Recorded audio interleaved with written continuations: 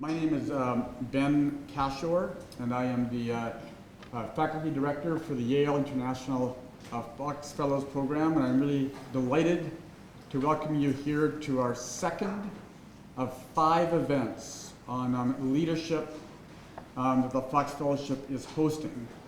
The first one was a month and a half ago, looking at leadership and the environment.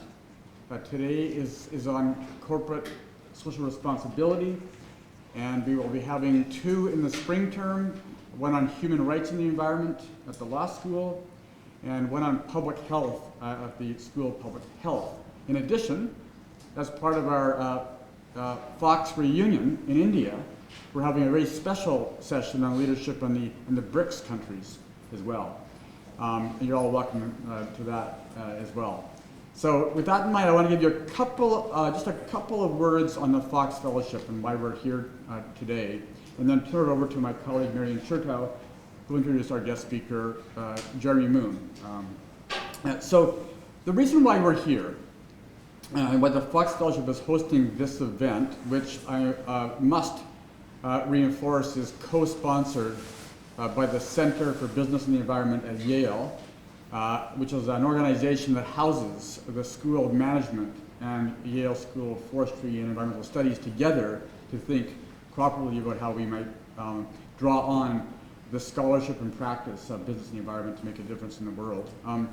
The reason why we're here is that 26 years ago, Joseph Fox, who was a graduate of Yale College in the 1930s, when he retired at the age of 75, decided to give back to the Yale community by creating a fellowship that would generate mutual understanding among citizens, universities, and countries around the world to address some of the most important and critical challenges facing our planet.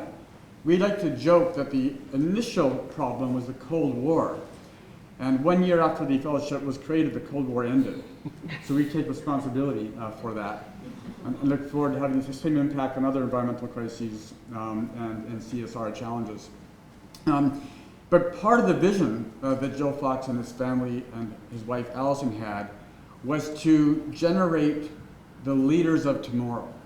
Those student scholars who didn't just take an interest in the scholarship and the important work they're doing across environment, health, security, development, and so on, but also in the practice of improving the world around problems in ways that generates collaborative solutions, is the reason for this fellowship, linking those 2 together. And today now we have, after 25 years, 18 international partners.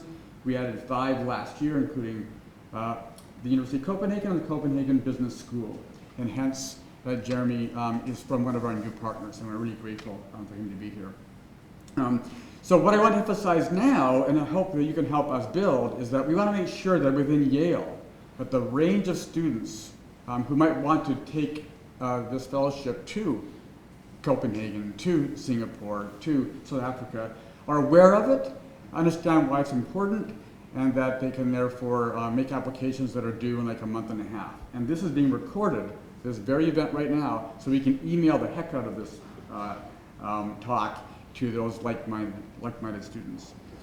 So with that, I want to turn over the introductions to my colleague, Marian Chertow, who is an expert in corporations and their environmental stewardship, and is in fact a founding scholar in the field of industrial ecology, which is now an internationally recognized approach for integrating understanding how corporations interact to reduce their footprints. So with that, I welcome Marian.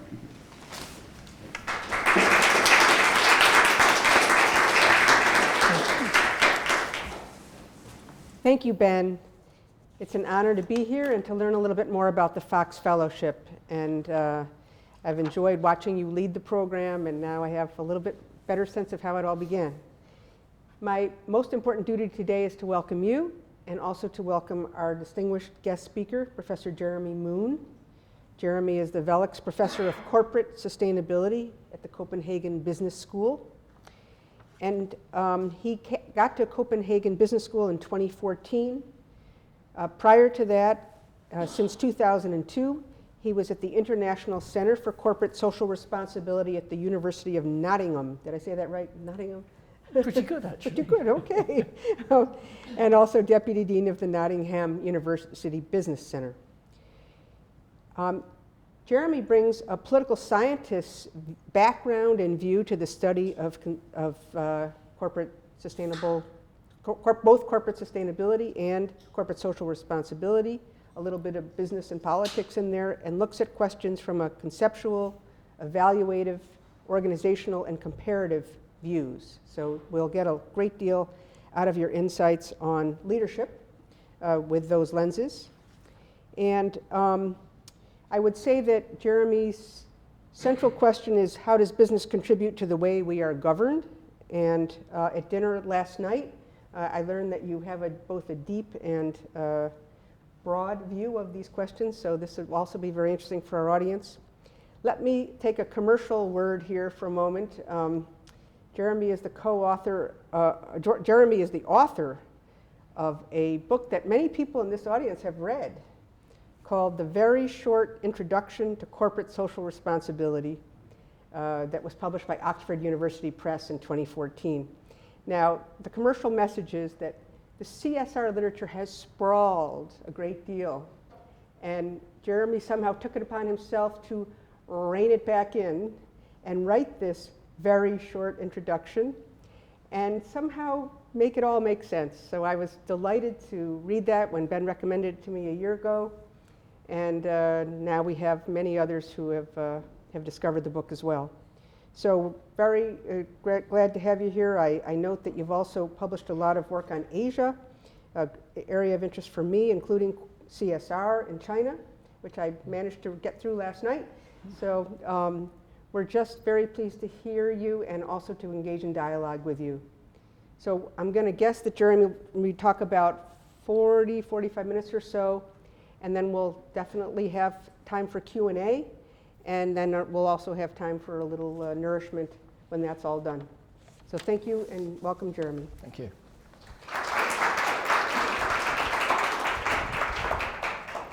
Thank you very much. I hope that I can speak without the microphone. Is that working for you? Yes, it is. Very good. Thank you for the kind introduction, and thank you also for coming, especially those who have already suffered the book. I really admire you. I'm very pleased to be here for a number of reasons. I've not been to New Haven before. I've not been to Yale before. I knew about New Haven because I read a book called Who Governs, which when I was a student, which was written, I think, in the late 50s, if I remember rightly, by Dahl, who was a bit of a hero of mine when I was a student, and not least his work on democracy, but he also had interests in forms of business that were socially responsible and ways of making markets susceptible to democracy. And I've also followed the work, more recent, it should be said, of Ben Cashaw, so it's a double pleasure to be here. And it's a triple pleasure to address this topic because, unbeknownst to you perhaps, I've not actually written about CSR and leadership before, but I was intrigued by the challenge. I have written about leadership before, a book in which I think came out in the early mid-90s about Margaret Thatcher. Quite how the theme of Thatcher's leadership and that of CSR will connect. I'm not quite sure, but we may be able to come back to that. So, first of all, the topic. It's a tricky one. Leadership's a bit of a teaser. What is it? Is it really about the people? Well, Burns says no, it's about processes. And Dean Dalvotow, who'd been a dean at the Berkeley Business School, the Haskell, says sort of similar thing about CSR. It's a great idea, but we're not really sure what it is. Both of them could be described as essentially contested, but frankly, so are most important things: justice, democracy, liberty. So let's not shy away just because these are difficult concepts. This is the structure that the talk will take. If there are points where you find what I say perplexing, do put your hand up or just ask me. But I will also have a break for questions about 2/3 of the way through. The short story is CSR possibly was always difficult, but rather much more easy than it is today. And in some ways, the leadership challenge is all the greater, and in fact, the imperatives for leadership, accordingly, are greater.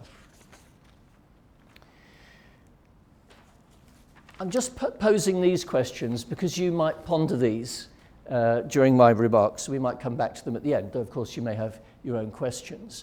To what extent, or if at all, does CSR bring distinctive challenges for leadership, or are the leadership challenges basically all the same, difficult?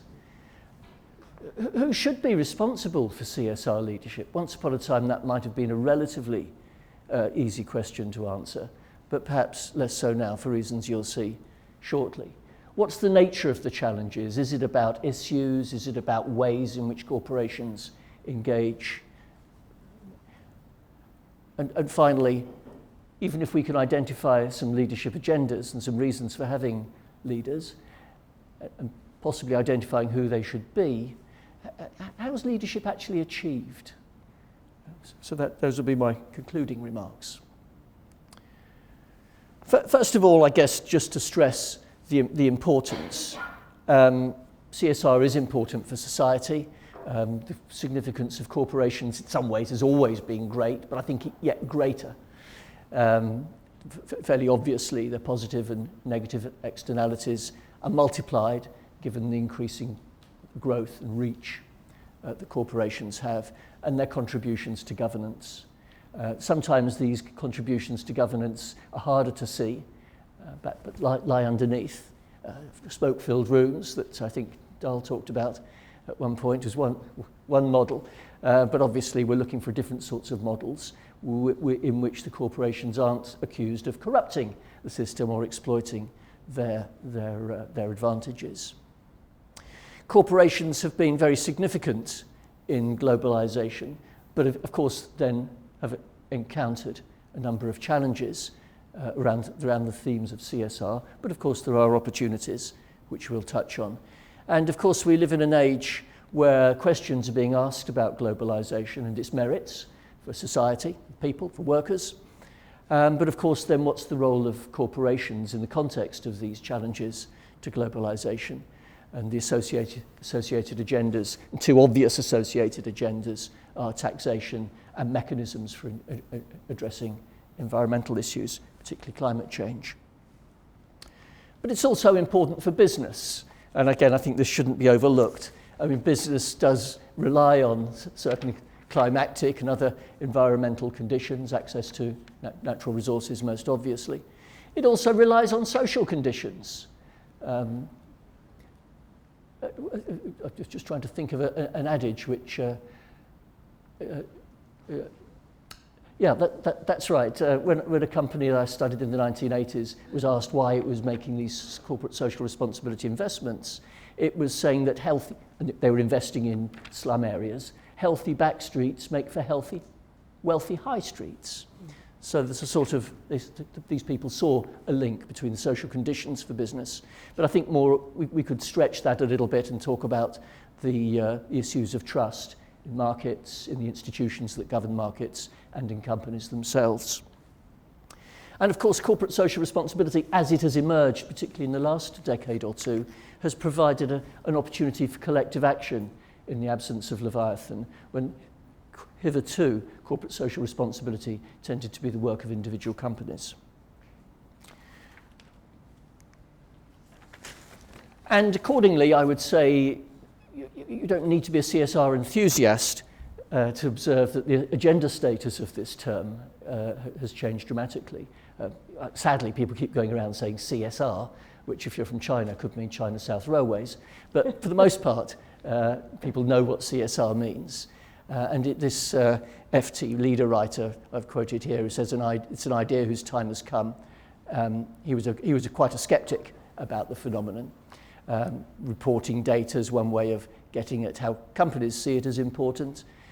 And then within companies, CSR has moved, if you like, from the margins, the sort of social worker type at the end of the corridor, to occupy and preoccupy folks in supply, marketing, governance, and so forth. And I think, of course, the other thing is that CSR is a term which is familiar to those who criticise and try and regulate companies from civil society and society at large. But what the heck is it? It's obviously a bundle of things, and different elements of it get stressed in different circumstances, which goes back to our opening problem. And of course, consultants and academics don't help, because they're always trying to come up with a conceptualization which distinguishes them from the others. They get more citations or more business, depending on, or maybe both, in the case of some academics who for the moment will remain nameless. In most general terms, I mean, it's defined in very many different ways. My friend Dirk Mattel and I decided to define it like this.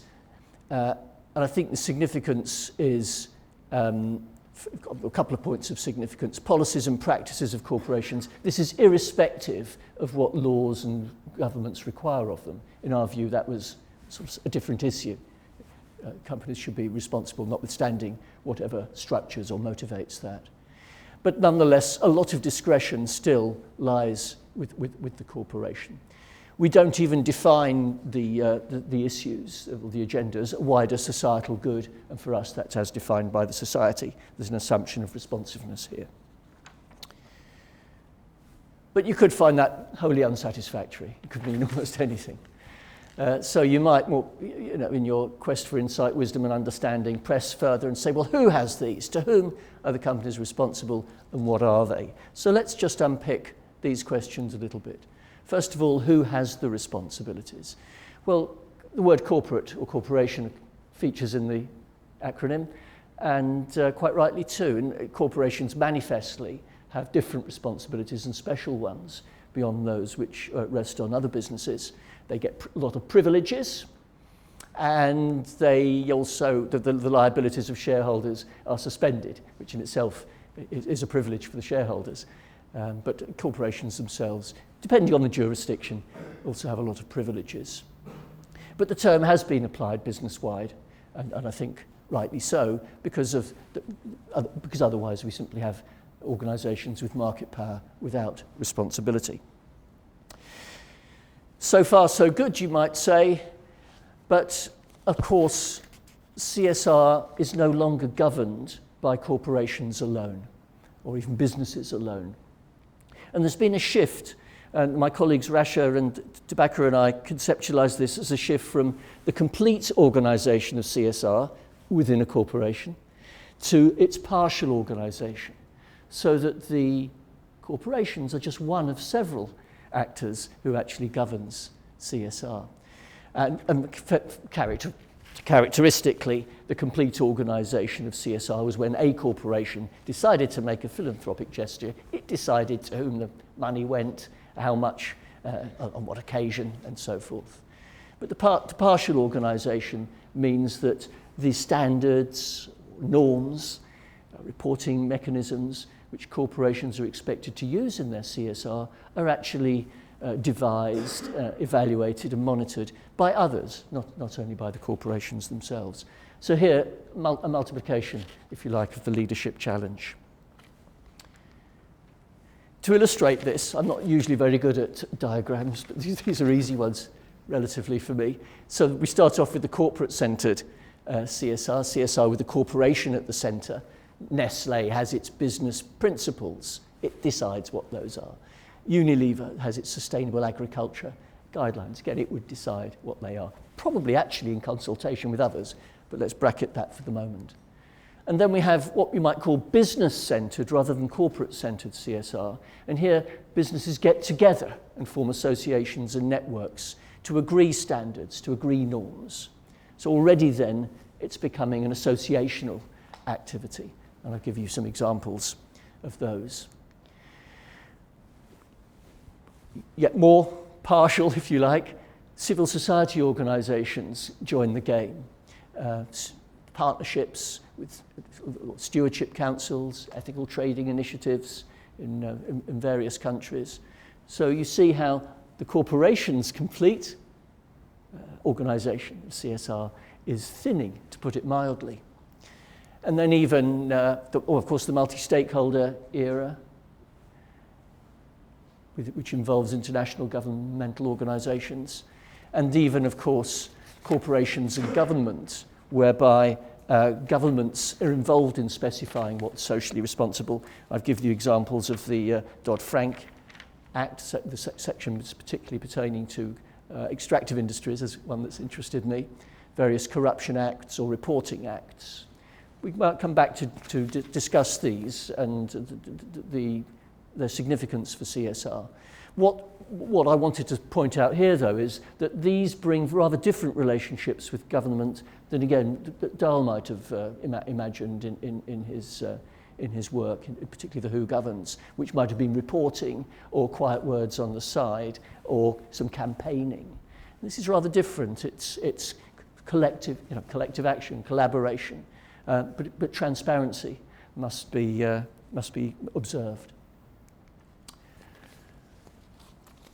So, of course, you could even go further. There are others who are involved in the organisation of CSR who have expectations and leverage, and sometimes they bring these to bear in the way corporations think about their CSR. Investors, fairly obviously through SRI investment, but even now investors who don't label themselves as ethical or SRI might be concerned about social and environmental risk, which is quite often how the mainstream investors frame these things.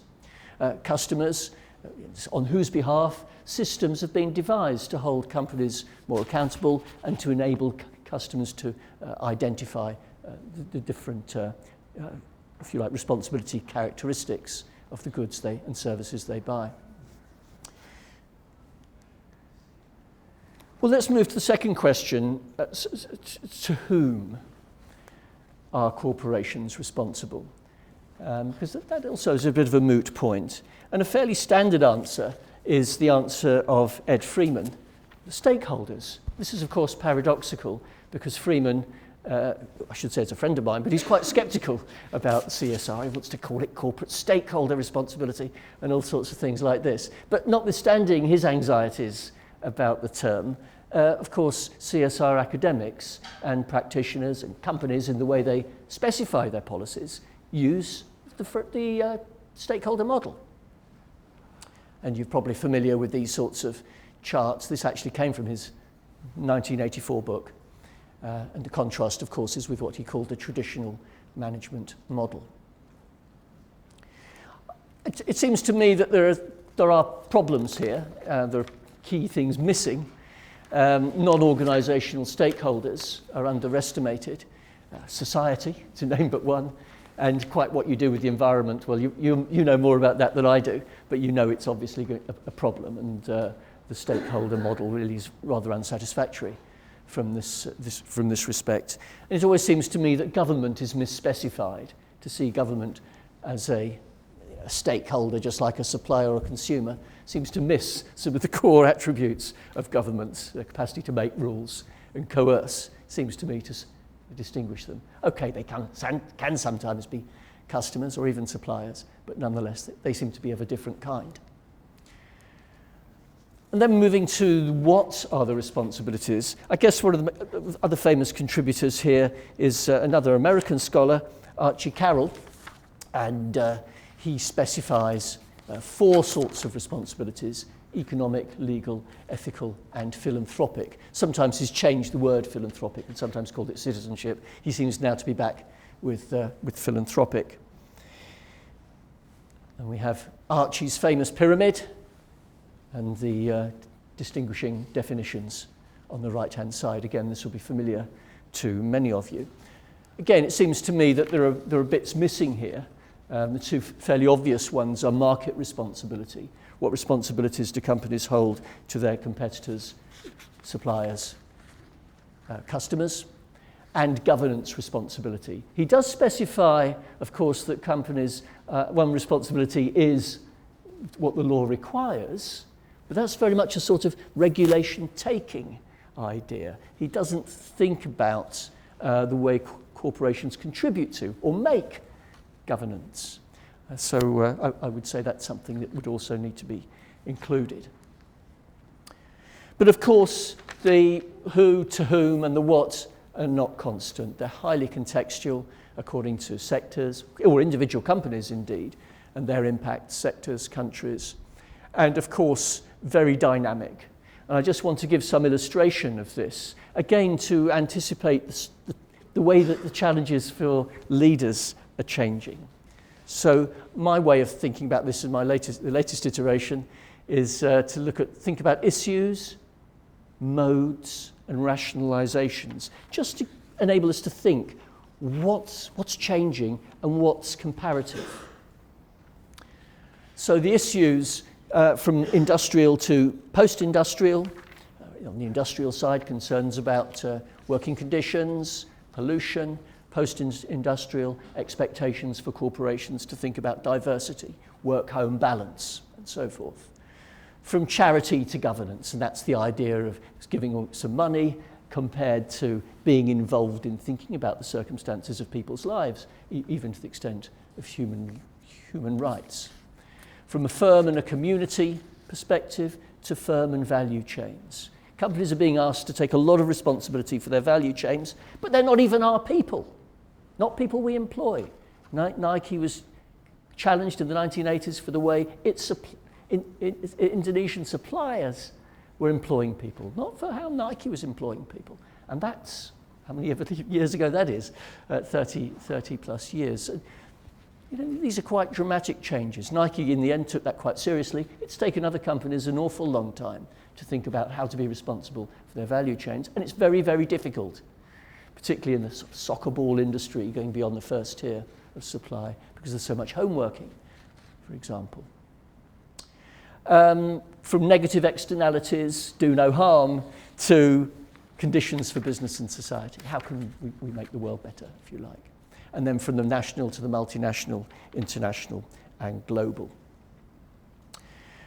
But you could also think about the how do we do it, and how much that's changed. And you'll forgive this sexist reference in the first up, but this was what I observed when I first started studying CSR in the, I nearly said 1880s, 1980s, that quite often it was the chairman's wife who made decisions about which charity to support. Moving on, companies then developed foundations, which may have been professionalized in time to make these allocations, to monitor the impacts of their philanthropy. And then, of course, partnerships, the use of social entrepreneurship, standards, codes, and so on. So even down to the bottom line where, going back to my previous point really about partial organization, whereby the mode of CSR is one in which corporations are engaged with others, if you like, mutual regulation in business associations, social regulation in MSIs, and government regulation in the soft rules about reporting, for example. So again, quite an agenda for leaders, even in contrast to 10 or 20 years ago. And then rationalizations. I'm not quite sure whether you'll be able to read all that from where you're standing. I'm not supposed to move, actually, otherwise the cameraman will be angry. So I'll just you'll get these slides if you want them later on. But I picked out some rationalizations. Is it 5 or 6? And these, all but one, the quotes I give to support the rationalizations were from the 19th century, but we can identify their late 20th century versions. So just going down the left-hand side, first rationale number 1, the social responsibility of businesses to create wealth, and that's a Friedman, Milton Friedman's famous essay, 1917, even though it was, I think, a railway magnate from this country who came up with the quote I give on the right. Number 2, the social responsibility of business is to use wealth for social ends. Obviously, Carnegie, the greatest sort of authority on this, or the most inspiring author on it, with his I've now forgotten what the book was called, but this, of course, is the Bill Gates Foundation model. Make a lot of money, and then you use it for, by one means or another, and then you use it for social ends. Third, business should be a vehicle for social responsibility. This was Rockefeller. Slightly different interpretation. The idea of running a business enables people to work, to earn, to develop. And I would say you might associate this with Anita Roddick and the Body Shop, that in her case, creating a business was a means of enhancing animal rights agendas, a means of enhancing international development agendas. CSR legitimizes business to society and government. This actually is an author writing about late 19th century English business leaders. And I think a lot of the companies that go abroad use CSR as a means of legitimizing themselves in strange places, if you like. And I would say it's also true of the Tata company, which adopted an idea in the late 19th and early 20th century that, which comes from the Parsi tradition, you need to be particularly sociable in a land where you're a stranger. CSR as a vehicle for wealth creation. The author here I quote is Robert Owen, one of the people associated with the formation of the cooperative movement and founded model villages, more successfully in Britain than in America, as I understand it. But this, of course, is Porter and Kramer in a nutshell. CSR as a vehicle for wealth creation. And then finally, this is the one 20th century quote I use, CSR as a form of governance. This is from Etzioni, a famous communitarian scholar and commentator, though the quote actually, as I recall, was from the late 1970s. CSR as a form of governance. You might associate this with the way that corporations use Ruggies guidelines on human rights. So, CSR is very important, but it's contextual, it's dynamic. There are uncertain relationships as a result with and between the business of profit making and fitting in with regulation, being regulated. And one of my favourite business leaders, working in controversial companies, Sir Mark Moody Stewart, would say there's no rule book for this at all. So I suppose any module or course which offers to teach you about CSR and leadership might be a little bit sceptical of. Might even be sceptical about somebody giving a talk on the subject because there's no rule book. So that's my short tour of corporate social responsibility, in which I've tried to set up and give you a sense of the challenges that leaders face, because leadership here requires dealing with these dynamics, these different relationships, different agendas, and the playing off of different rationalizations. So before I come then to look more closely at the leadership challenge, I pause and give you a moment if there's any points of clarification or criticism of my short tour. Whilst you're doing that, I'll take on some water.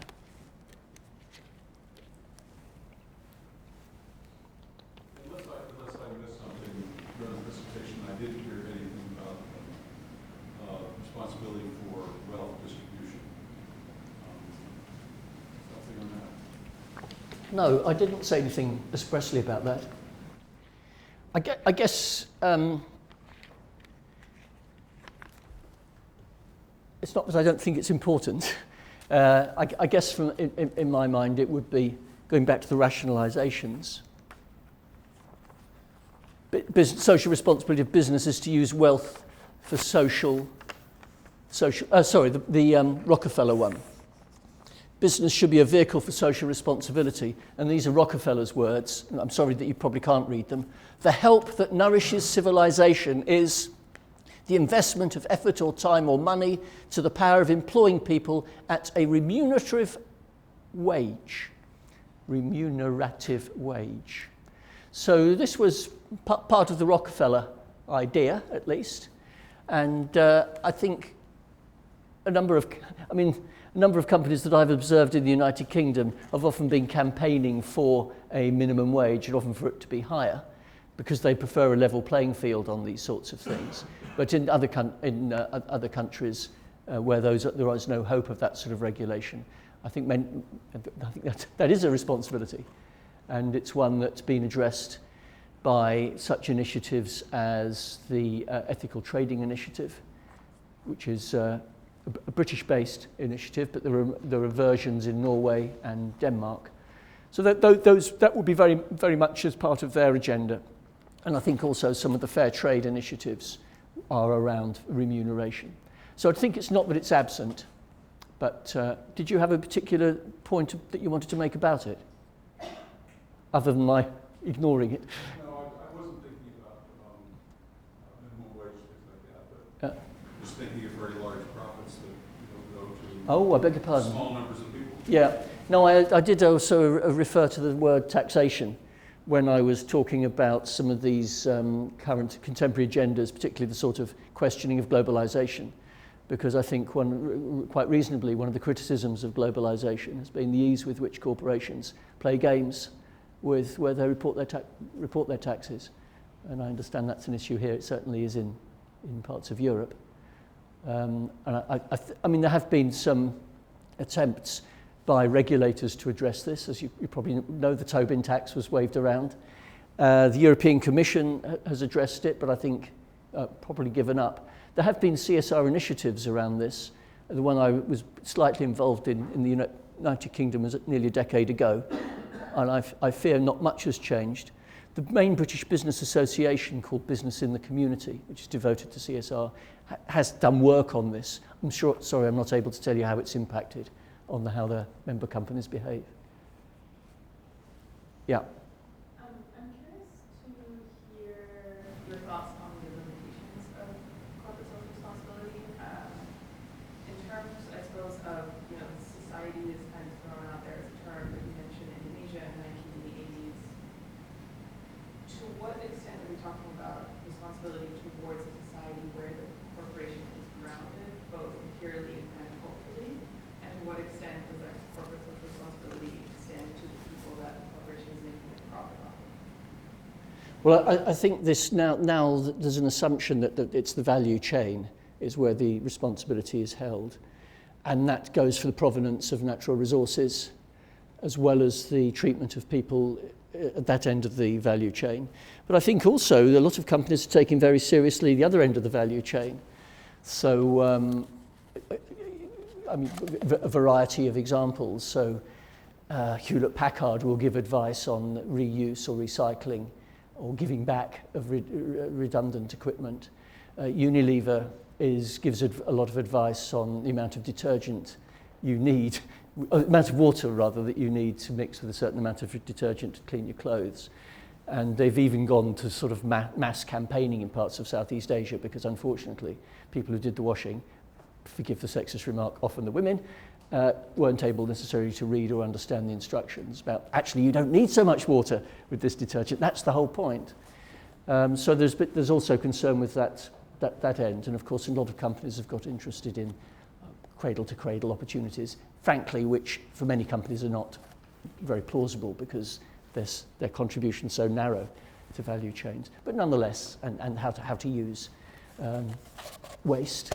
And my colleague's an expert on this and talks about Danish examples about how end of life resources can be a beginning of life for another company. So I'd say that if that's what you mean, that the responsibility outside the company itself to other societies, but also to different ends of the value chain.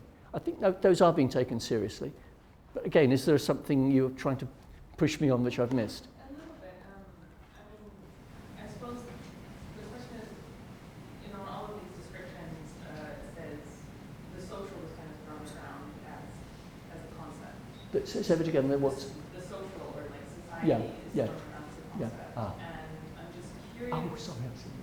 I have this assumption when biases kind of make me think, and I think the corporate social responsibility that the social in that is related to the country where the profits are being channeled to, as opposed to the profits where, thinking about companies that got caught up in this Nike example, that there is an inherent bias where we think of society and think of our own society. Versus thinking about corporate social responsibility and the responsibility towards the societies where a lot of times the negative externalities are coming from. So I'm curious to see if there's a discussion about that, where it's perhaps No, sorry, I missed your point the first time around. And of course, a lot of the international agendas are from home countries of those corporations. And quite often it's hard to engage. And so I've been looking quite closely at the Post-Rana Plaza initiatives, where companies are trying to engage with Bangladeshi trade unions, for example, on thinking about conditions of work and ensuring them. And of course, Bangladeshi trade unions are an oppressed category, really, notwithstanding the efforts that American and European governments have made to persuade the Bangladeshi government otherwise. So, with best will in the world, it's quite hard to seriously engage with those trade unionists in the way that they might do in Washington or London. So I think there are difficulties. And of course, CSR has often been called a sort of an imperialist venture to make exploitation acceptable one way or another. And some African leaders have pointed out that CSR, if it is going to raise the wages of African workers, is actually doing them a disservice, because it's argued, I'm not saying this, but cheap labour is their competitive edge. And if the wages there go up, the business may as well go back to Australia, Britain or America. Again, a topical theme. Okay, shall I turn then to the leadership challenges, which will be rather a shorter presentation, and then we can come back to these and related questions. So, I mean,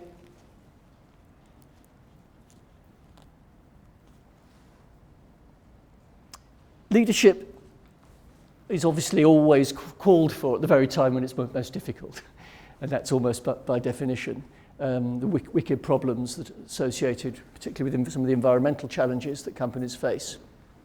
A lot of the uncertainties were not about trade-offs, the claims, anticipated claims of stakeholders, the next moves of competitors, civil society and regulators, and the fact that solutions won't just happen. Market or developmental or technological logics, for the most part, don't themselves solve these sorts of problems. Moreover, in retrospect, we see that leadership has been critical in CSR. In some of the companies which we most associate with responsible business, there have been long-run commitments by people who personal values of social responsibility. You could name your own companies who would fit that bill. But also point to quite often where companies have had some sort of renewal, sometimes only short term, sometimes longer term, that's been associated with a leadership move. A famous one on the responsibility side is Ray Anderson and his company Interface, the American carpet company, which had quite a dramatic change. A well-publicized example was, I think, about 8 years ago, when Walmart announced that it was going to, I forget entirely the details, go green. But this again was associated with Lee Scott, then CEO. There's some word missing there. Interestingly, these sometimes reflect, and they reflect, interestingly, intergenerational moments. And you might think it a bit perverse, but quite often these Damascus Road experiences are associated with the birth of a child or a grandchild. And this sort of intergenerational moment may awaken. For how long varies some of these leaders. But also, of course, lack of leadership. In its absence, it makes for corporate social irresponsibility. And again, you've probably got your own examples, so let's not dwell there.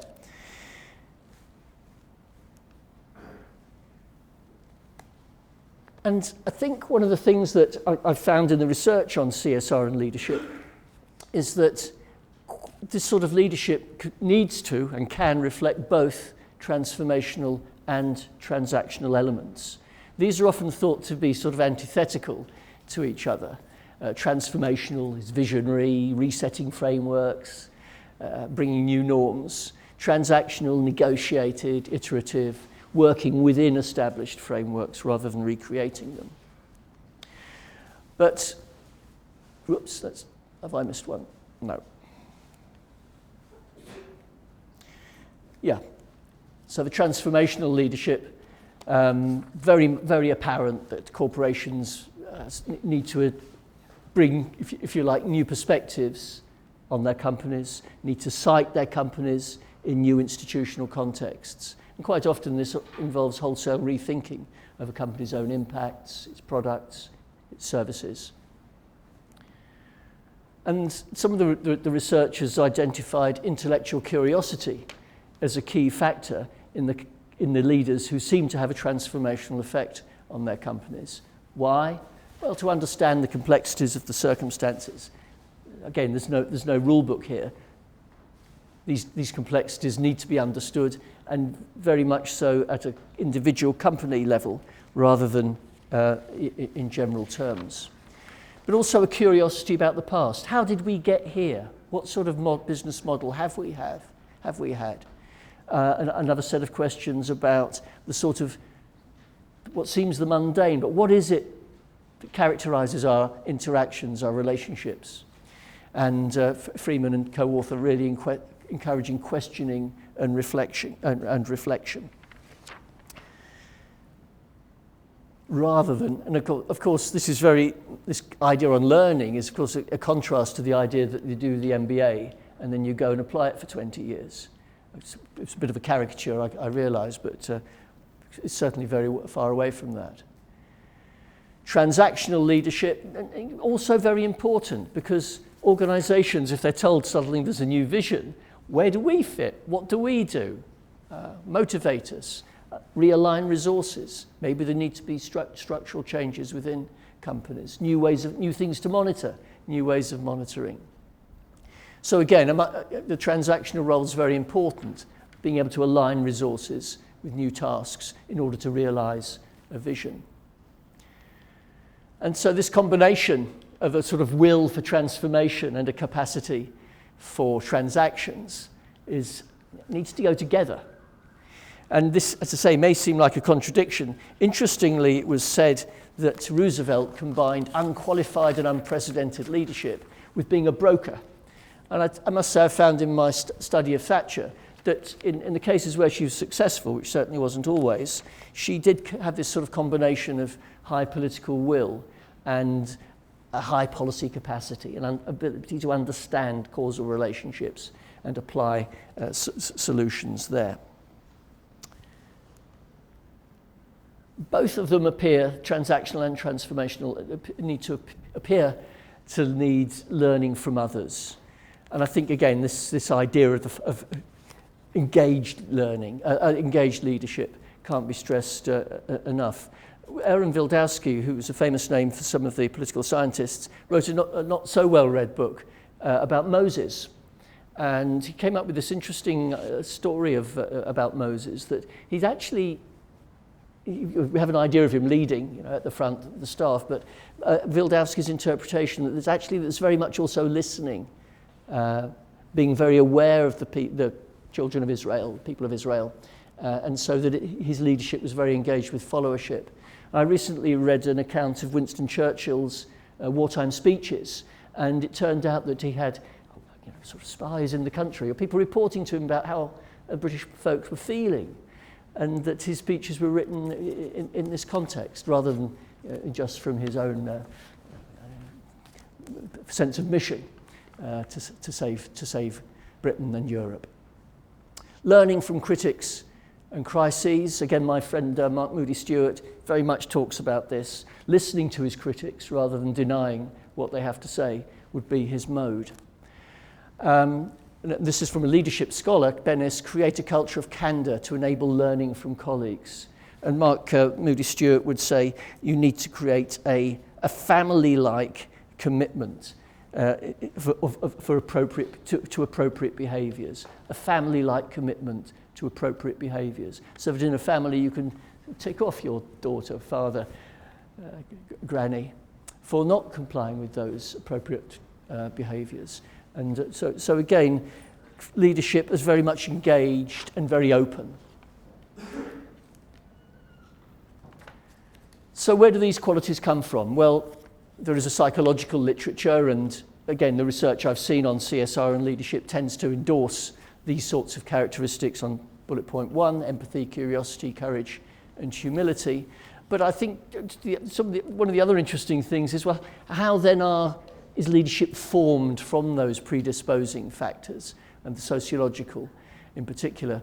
And I've always been very struck by a study which was published in the 1980s, 1983, by Jonathan Boswell, who did a very close business history looking at what he called the social control of business in the United Kingdom between the 1980s and 1939.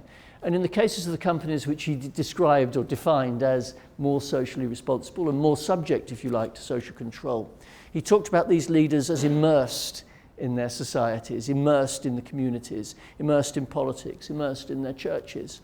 And he contrasted these with business leaders who, one way or another, were quite isolated, either from choice of where they lived or simply abstaining from the toing and froing of society and the politics and the crusades therein. And I found that a terribly interesting study for that reason. So my final observation is, of course, I've done the usual thing. I've talked as if we were most concerned with the CEOs and chair people of corporations. But of course, that's manifestly not the case. And quite a few of the stories in companies which I know about, I know an initiative came from, say, a sustainability or a CSR manager, or somebody who didn't even necessarily have that portfolio. And I like to end up on a Danish note. Lisa Kingo, who was formerly the Vice President of Sustainability at Novo Nordisk, now actually the Director of the United Nations Global Compact. She was an intern from, I think, CBS at Novo Nordisk and started asking questions. Novo Nordisk was being criticised at the time. Well, why don't we talk to the organisations that are criticising us, she said. And luckily for her, her boss, Mads Ovlesen, the CEO, listened and started asking his own questions. And of course, Novo Nordisk is regularly rated among the world's most responsible companies. So the blessed intern can also play a role. Well, that's my lot, but I'm really interested in how you think about these things and what sense my account makes to you.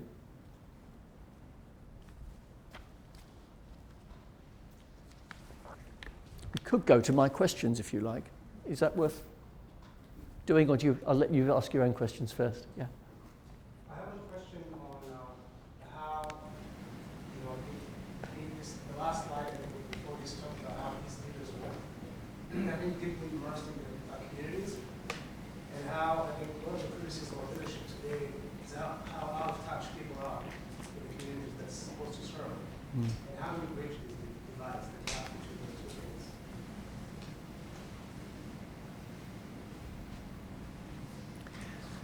Yeah, and in one sense, I don't know. I mean, to some extent, I think that the problem is so deep-seated.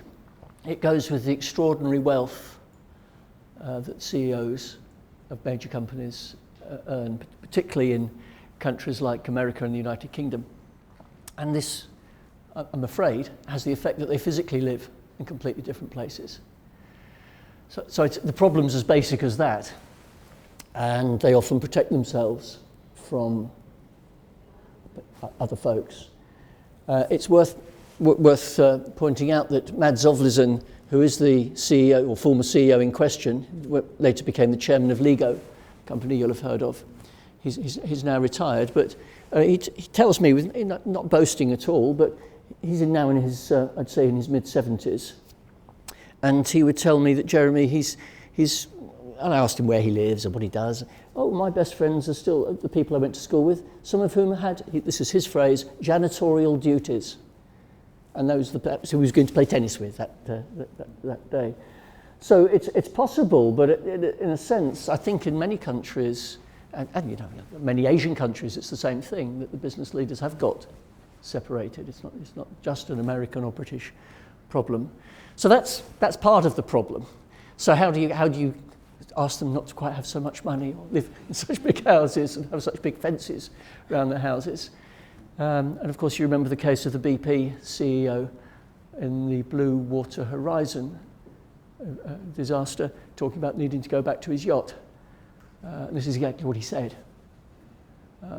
So I'm afraid I'm only underlying the significance of the question. I'm not really sure how it happens. I think it's something that in a sense, the good thing is that these leaders do have to engage with different sorts of people. They're not just dealing with other business people. And that's the point of my move from the complete organisation to the partial and these new modes. And I guess maybe that the people who engage with them could somehow solicit their participation in wider societal activities. But that's a challenge for me to think about. Thank you. You talked about Roosevelt's ability as a broker, and we imagine this space with multinational enterprises in 2000, our governance gap, sort of this opportunity for new governance to enter the space. We saw a number of regulations crop up that occupied the space such that more stakeholders had a say. And I thought that was valuable in terms of incorporating much of what we wish to get from CSR as a mode of governance. But on the other hand, what I see is less sticks for enforcing governance in this new governance world. So if we wanted to fashion ourselves in a Roosevelt-esque mold and try to be a broker, is there still an opportunity to do so if our current governance mechanism is such that there aren't really carrots and laggards have an easier time remaining at the back of the pack without being punished? Mm-hmm. Well, I think brokership's probably the only option, because I think that most big companies are so mobile now that it would be very difficult to constrain them. So I'm thinking something like taxation.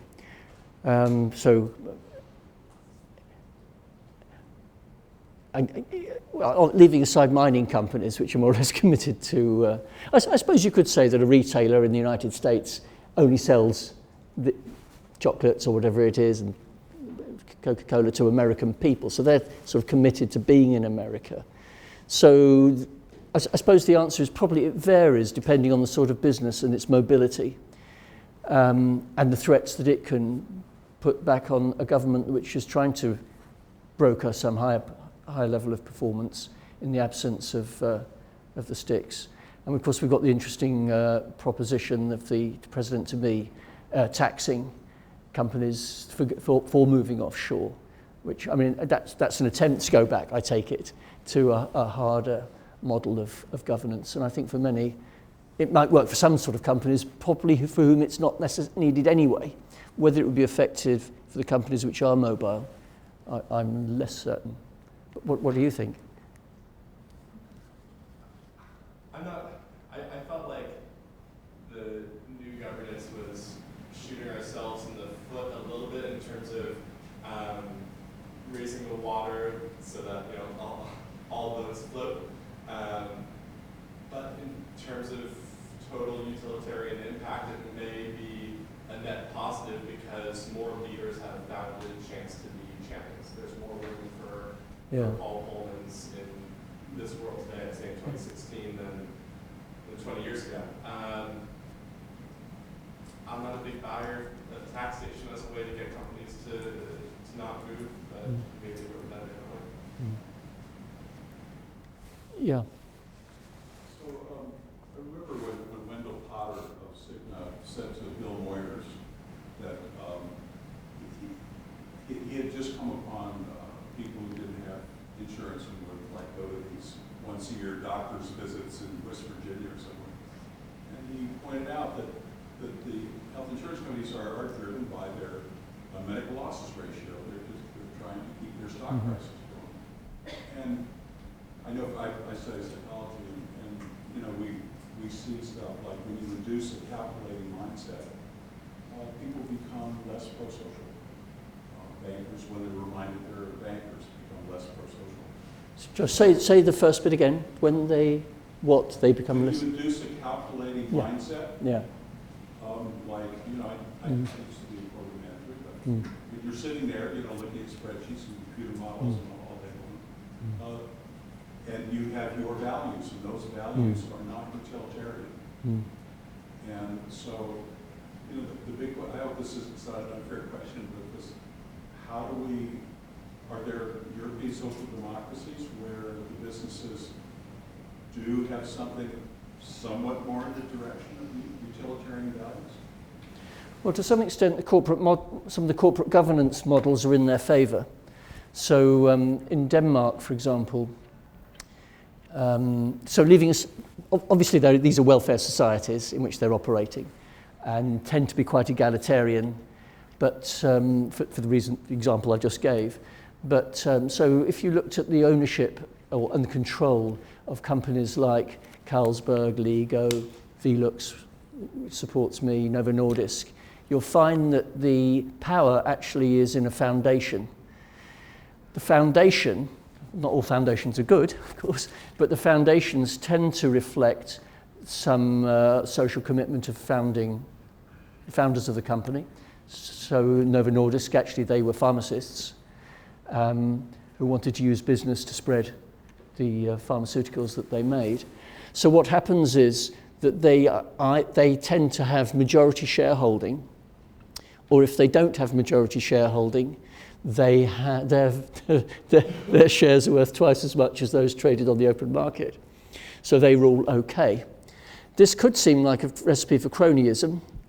Often there's still a high proportion of families involved in running the founding families involved in running those foundations. But mercifully, I don't see much of that. And the foundations are devoted to social causes. So in a sense, for happy reasons, and maybe only fortuitous, but the corporate governance design has enabled social purpose to be at the core of the business. The business is owned and controlled by an entity which is for some social purpose. Social and environmental improvement is usually it. And often scholarship, heaven forfend. So those are that's a fairly structural feature. And as a result, of course, CEOs aren't as well paid. CEOs are more loyal to their companies. There isn't a market, and they're not outbid. They don't necessarily want an extra $500,000. They don't get it anyway. Probably the leading Danish CEOs probably paid 10% of their counterparts in America. So there's some governance to it, which actually does reflect, obviously, regulation around tax incentives and so forth. Much like there's tax incentives for social responsibility in this country, but they're just different ones, and there's a culture that goes with it in the Danish case. Doesn't mean to say that there aren't hard-nosed business people who don't do count. They obviously do, but those are the factors I would point to as being significant. But I think also that, again, take a company like Novo Nordisk, they see their CSR, or sustainability as they now call it, as very much part of their main business.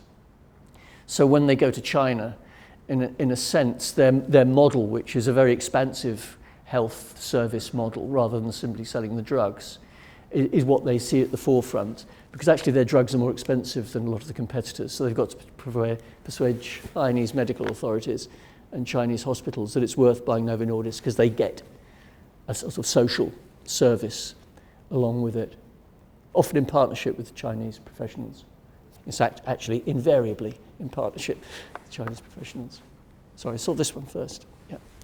I'm the Fulbright visiting scholar this year from China, very luckily hosted by Professor Ben Cashor. Yeah. And so CSR is also popular now in China, and I worked with some of my colleagues to try to target areas, because we knew that the buying power now in China is very great, and they have a lot of the ecological impacts globally, especially when we look at the commodities like soybean, the timber, and also beef and others. China are all the biggest importing countries globally. So we work with colleagues to see how better to leverage the buying power through introducing the CSR to the business in China, trying to encourage them to implementing the sustainable sourcing globally related to those commodities. Obviously, those commodities also closely linked to the climate change and linked with the deforestation.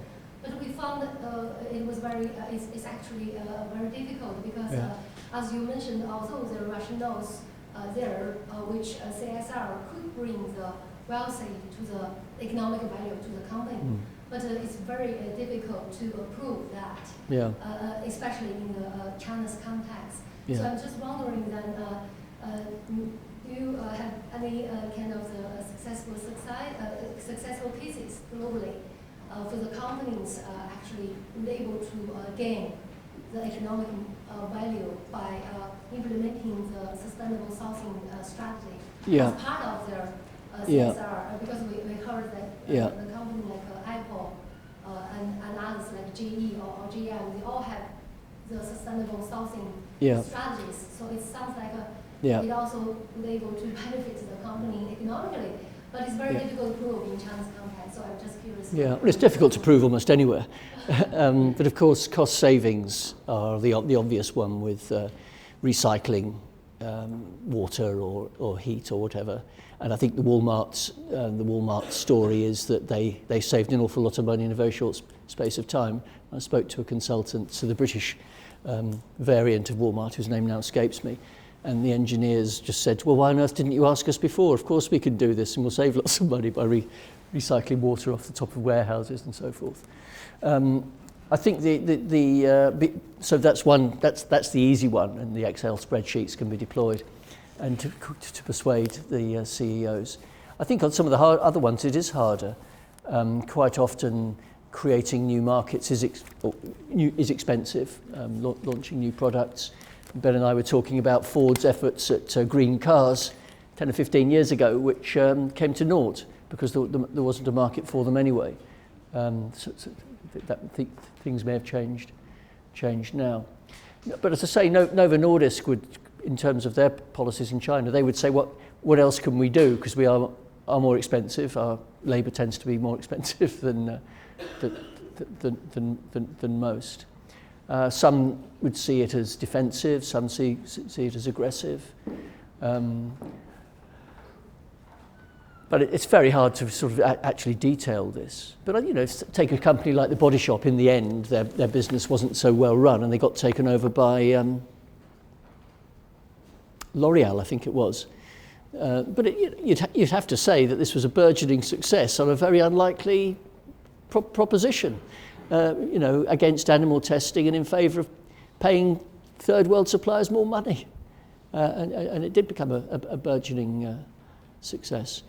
But of course there's quite a literature on the business case for CSR. I don't understand quite a lot of it, I will confess. But I think the meta-analyses of these studies tend to say, on balance, it's worth, all things being equal, there are marginal benefits for doing so. But obviously that's bundling a huge range of cases, types of investment, motivation, and calculations on payoff. I mean, as I understood the Chinese case, the government was very keen to encourage exporting companies about 10 years ago to improve their CSR because they were anxious about the evaluation of some of the characteristics of the products in Western markets. Whether that's still a powerful driver, I don't know. And of course, the Shanghai Stock Exchange has introduced some CSR criteria for listed companies. Again, the details I've slightly forgotten.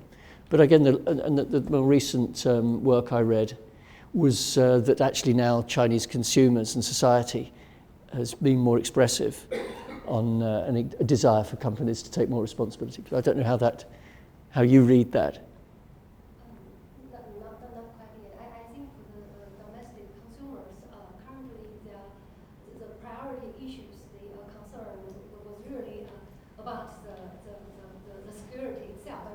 Yeah.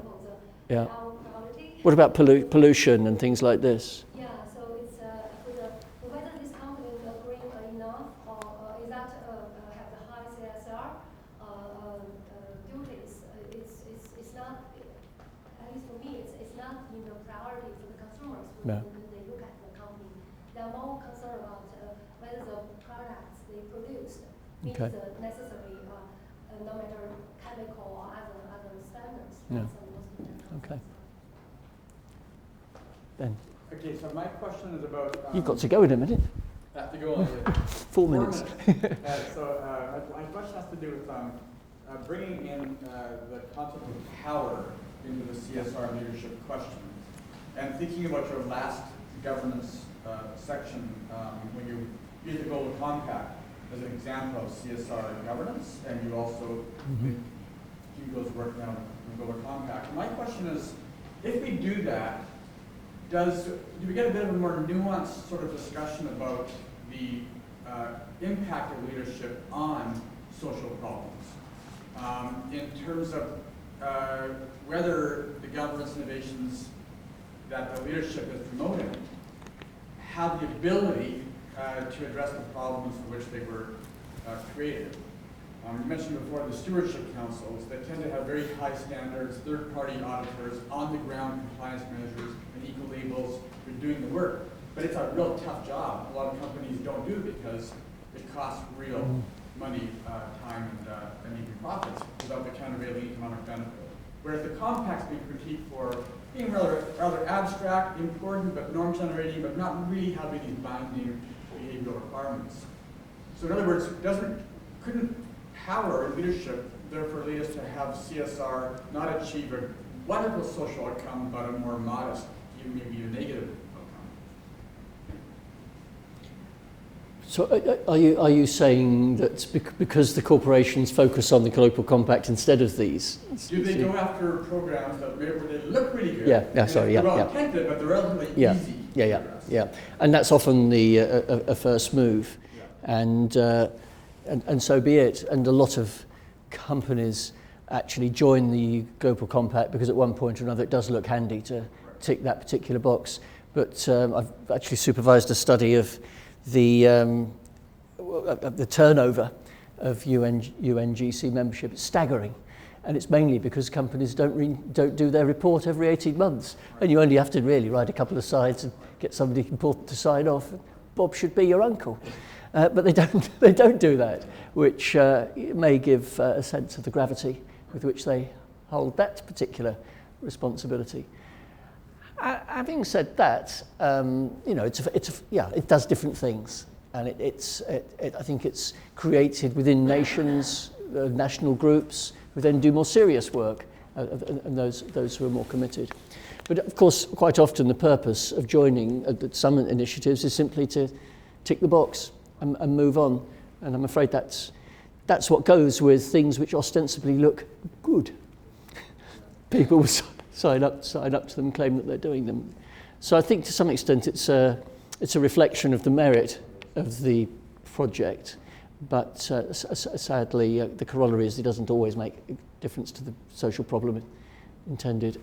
And I think that leaders will be asked to be more specific about what's the intended outcome of this. And I think probably they want to, because the hard-nosed ones will also want to have some sense of value for money. Even if they don't want to necessarily show a profit line, they might want to show that a problem's improved. And there have been a number of initiatives where companies try to better evaluate their impact, but a bit like the impact of academic research. It's a tricky one. Yes, indeed. Well, I think if it's okay with the audience, I'll give myself the last question. And I'd love to have those who are studying these issues of corporate sustainability and leadership talk afterwards with me and with Jeremy and with the rest of the group about your thoughts on the question that I'm about to ask. So what I see out there is a sort of disenchantment with business. And a lot of the writers who are trying to find CSR alternatives discuss it. You know, the head of Whole Foods talks about conscious capitalism. We can't just be marauders about capitalism, and Porter and Kramer cited as a reason why their form of CSR should come forward as creating shared value. And I wonder if it's sort of discomfort with business, which clearly has a lot to do with salaries and so forth. You've already addressed that. But it seems like there's an underlying skepticism of leadership itself. You know, what do you know? This is the internet age. I can write my own blog. I can live in my own media universe. And I'm wondering if you're seeing that. We're certainly seeing the Brexits and so forth that are rejections of some sorts of leadership, acceptances of others perhaps. And so I just wondered if you'd comment on that question about just the underlying notion that maybe it's leadership itself that people are resisting. Yeah, of course, Porter and Kramer created their own sense of crisis to justify their own solution. Marvellous. Because I don't think that, I think the idea that shared values are going to save capitalism will motivate people very much, actually. But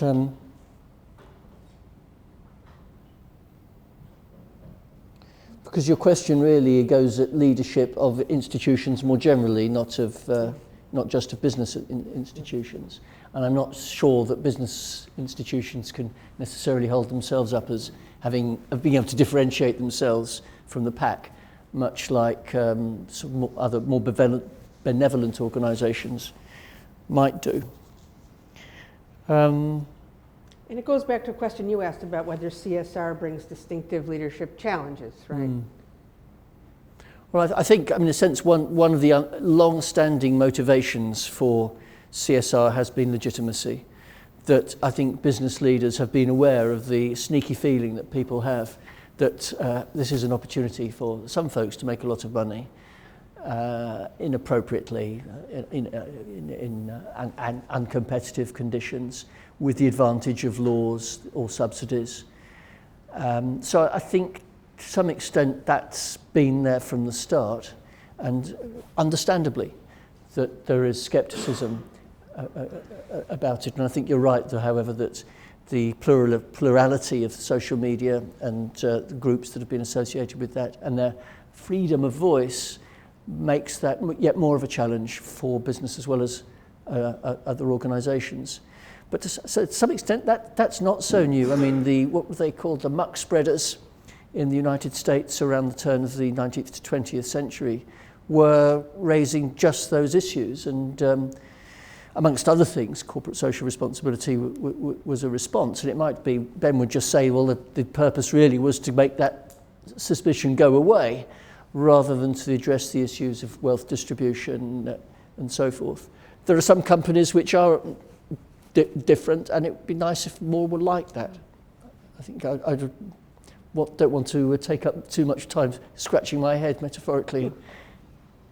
But I think it's always been there, and CSR is part of dealing with that. But the suspicion will persist if companies don't demonstrate it's just about making the illegitimacy go away. Right. Very nice. Well, thank you very much, Jeremy, for a very thoughtful talk, and Thank you. I hope we'll come around. Thank you very much.